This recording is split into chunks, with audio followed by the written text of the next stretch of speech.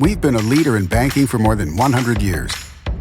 You'll find us here, at home, on your phone, and everywhere you go. Renaissance Bank. Understanding you. Member FDIC. Equal housing lender.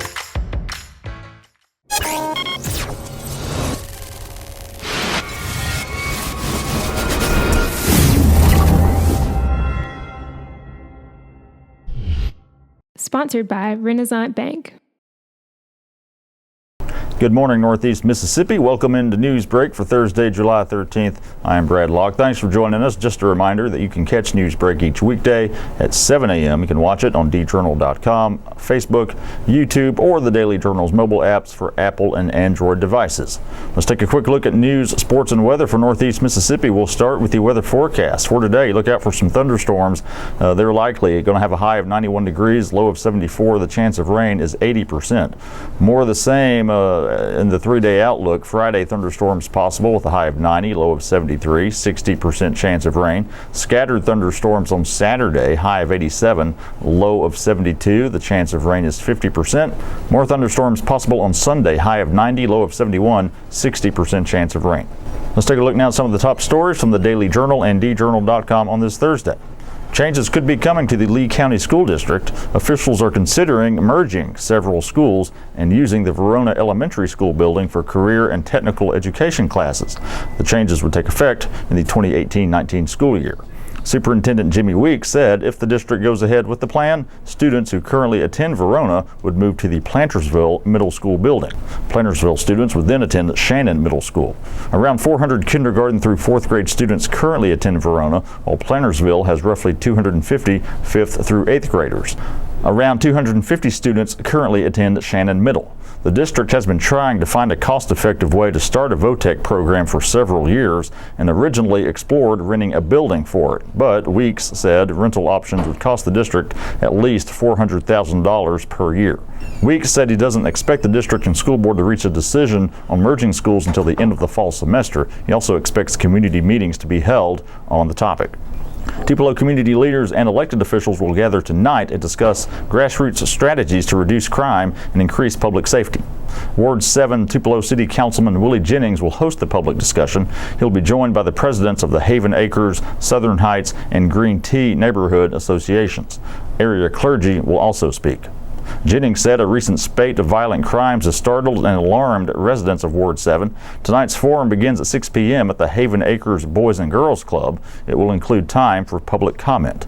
Jennings is forthright that he doesn't have a comprehensive solution, and he urged neighborhood residents to make their voices heard. He said Haven Acres previously suffered from high levels of crime in the 1980s and 1990s and used another grassroots effort to improve conditions. School was in session for a few young students this week. The Tupelo Public School District held its Splash into Kindergarten program on Tuesday and Wednesday. It gives rising kindergartners a chance to experience mock school days before the official start of the school year. The program started 3 years ago and serves as a way to prepare soon-to-be kindergarten students for school and familiarize them with their new school buildings. Children at each school do small and large group activities, learn school procedures like how to walk in the hallway in an orderly fashion, how to go through the lunch line in the cafeteria, and how to behave in the classroom. They also cover some basic skills like cutting, gluing, writing, and counting.